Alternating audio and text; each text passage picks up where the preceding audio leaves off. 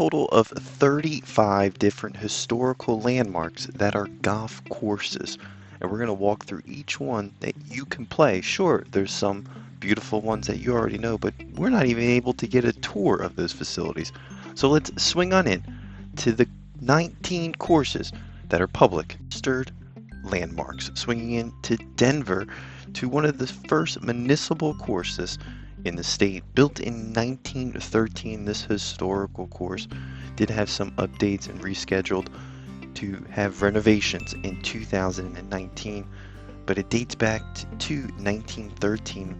There's been a lot of floods that kind of took away some of the historical factors of this golf course and the surrounding areas because of heavy rains. Considered a National Registered Landmark, a U.S. Historical District, and also the Colorado State Registered Landmark as well.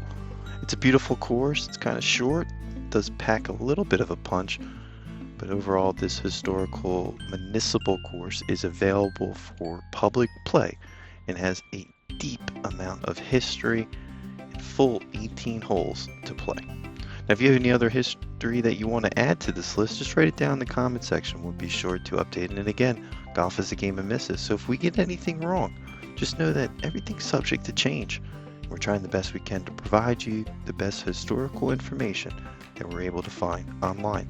So let's head on over to Baton Rouge for a public golf course located in this area, the first public golf course and the city's public golf course in 1950s when it was taken over. But the course dates back to 1926 when this short 9-hole course, which is a par 34, was opened and then completed in 1928. This historical 48 acres of land has a clubhouse, an old pump house, and is listed in the Registered National Landmark since 2002. It dates back to 1928 when it was built by golf designer Tom Bendelow. Overall, this historical landmark does have a lot to offer and is the golden age of golf when it was built. It's a short course. You can see right off the bat, not much has changed since then. But this is a historical list, so we're just trying to find these type of courses like this one located in East Baton Rouge. Let's zoom on out as we head on over to quote-unquote the first golf course that was built operated by an African American. This course dates back to 1926 and it is called Clearview Golf Club. It is currently the only golf course in the United States that was designed, built, and operated entirely by African Americans. Golf club got its nickname Clearview because Bill Powell, the designer and the first owner, wanted a clear view of what golf should be in the future. And the golf course is currently owned by the grandchildren of that individual. Now, this is a very historical course. It was supported in 2001 to the Register of National Landmarks. You can see it's just a beautiful, it's called Americans Golf Course. It does feature the Ohio Registered Landmark as well. It's now going to leave us with just a few more courses to take a look at. We could dive into each one of these and provide more information, but there's a full 18 holes stretching just over 6,000 yards here at this facility and a ton of history. It's a full 18 hole golf course. We're going to even talk about the golf courses that should be in the register, like Pomona Golf Course, 9-hole golf course outside of Atlantic City. But until then, let's take a look here at our next course in Utah, where we're headed to a Monte Golf Club. This historical building and golf course was built in 1934 and 1935 and was designed by American craftsmen or peers. Now it's been listed in the register since 1985. There's been facts that dinosaurs have been found in this area, and I believe that had a big factor in why it is on the register. Overall, this course does have some scenic views. It is only a 9-hole course that stretches a long 3,009 yards for a par 35. This historical course did sneak by us, and it has a driving range as well, as you can see right there. Although we're trying to just focus on these public golf courses that have some history, trying to formulate a plan for both of us to play these courses. Not just you, I'm trying to play them as well. So as we zoom on out, we're going to be taking a look at our next golf course, swinging through each and every one of the amazing public golf courses that have the richest history of all of them. Zooming now, we're headed to Keweenaw Mountain and Golf Complex. This is located in Copper Harbor, Michigan, and is dedicated as a Michigan State Historical Landmark since 1967 and has been a national landmark since 1970.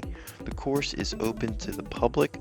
It has multiple buildings, a main cabin, one would say, and then a total of 26 cabins located next to it. But we're here just taking a look at the golf course that made our list. It's only 9 holes. It's a resort style but open to the public for green fees and stretches a long 3,120 yards for a par 36. Being constructed in 1933, it has a ton of history. You can see there's really not much to it. I don't think there's a lake on this course, but if you can get out there and play it, apparently it's a special location.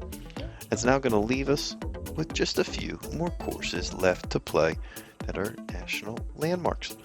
So let's zoom on in to our next landmark. Located in Minneapolis, we have Hiawatha Golf Club.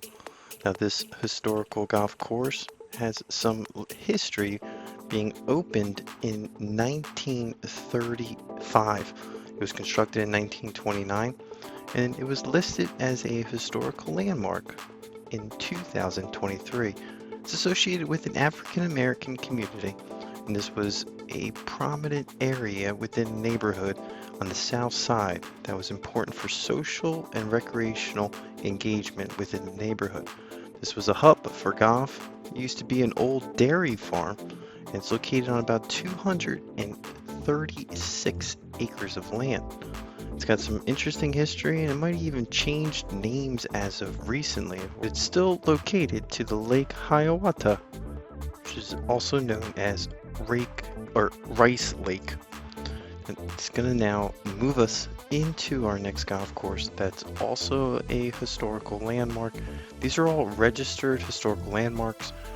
19 total that you can play. We did some research. Again, there could be mistakes, so bear with us as we zoom on in. We do rely on the comment section to laugh, grow, and consistently bring you good content. We have a DC course here, which was on my list to play. This one has decades of historical information and when it was built. It was built in 1939. Langston Golf Course is named after John Langston, the African American that was first dean of Howard University, president of Virginia College Institute, and the first African American elected to U.S. Congress for Virginia. Listed as a national landmark in 1991, and this course has a par 72 stretching 6,340 yards, so it's a full golf course. It's currently owned by the National Links Trust, which operates 2 other DC courses, but this course is the one that's a historical landmark. Now, 2 planes have actually crashed into this course in 1940s and 1945, and it's got some rich history. Building collapsed and burned in 1957. It just has maybe its own story behind it that we're going to focus on, but until then, let's just zoom on out and try to figure out where are these other courses that are historical landmarks that you could play. In my opinion, if you're going to make it a historical landmark, everyone should be able to play the golf course. If it's a private golf course, maybe it doesn't belong in the historical landmark if no one else can share the historic aspects of the golf course.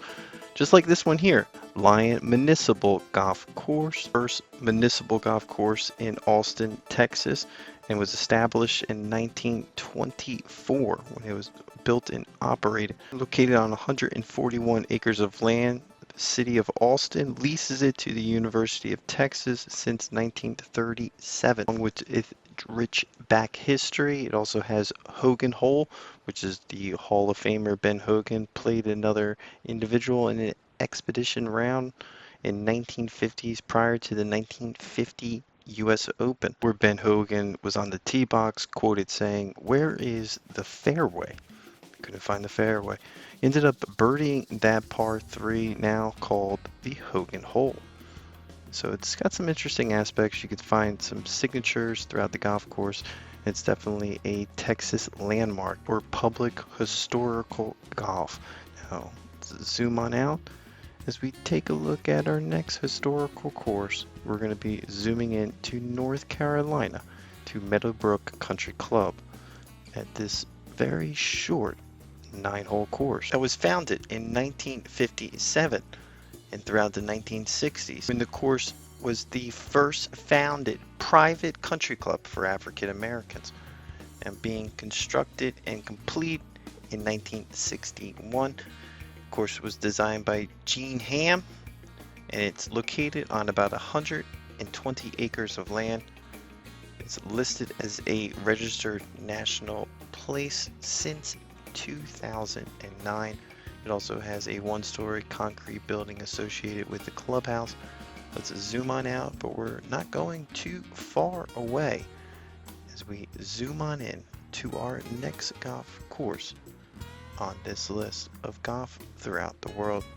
And we're headed back into North Carolina, Buntum Country Club. It's also called the Municipal Golf Course, Asheville Municipal Golf Course. This was constructed in 1927 by famous golf designer Donald Ross. It was the first municipal course within North Carolina. It's racially integrated, and also the course is listed in 2005 by the National Register of Historical Places. You can see right off the bat it's a short one, but it does pack a punch. It's located on about 129 acres. It's going to bring us now to the oldest golf course in the United States, built in 1884 and located in Greenbrier County, West Virginia. Zooming into Oakhurst Links. The clubhouse itself even dates back further than that, built around 1880. It's a 2-story colonial house. The course has been operated for the clubhouse until 1912, but it's still located there. They raised race horses on property. It had some public changes in regards to ownership in 1957, where Lewis Killer and his wife purchased it. They did a lot of work to the golf course. They also played with Sam Snead, who's a famous golf designer. It's really located next to the Greenbrier Resort as well. And it has become a historical registered national landmark since 2001. We did see some renovations on the course in 1994. Except for Pinehurst number 1, the National Hickory Championship course was played at this facility from 1998 to 2015. This is where they dressed up as really old golfers with hickory golf clubs to slam whitey around. Now, there's still a few more courses here to take a look at this historical list of fun, affordable golf. We zoom on out. It's important to note that we do rely on the comment section down below to learn golf and grow together. Taking a look here in Kentucky, we have Paintsville Country Club, this historical course just east of Paintsville, Kentucky, where it was built in 1930. And we have the Paintsville Medical Center Chief of Staff, Paul Hill, who donated the course in 1951. The course has been owned and operated by the city of Paintsville that owns it today. The golf course is privately owned, although the building is listed as a National Registered Landmark, and it is open to the public for them to play. So it does make it a public golf course, 18 holes, being constructed and opened in 1929, officially September 27th, and designed by Paul B. Hall, and was listed in the National Register historical places in January of 1959. As we zoom out, this is a growing list. It's a long list for all of us. So bear with us as we just try to provide you that educational golf content. No one else is really focused on the historical side of golf, so we have to preserve as much as we can. And we're going to do updates in the near future, maybe even try to visit some of these courses, like this one here that we already visited on our channel in a golf review. We have Shady Rest Golf Course.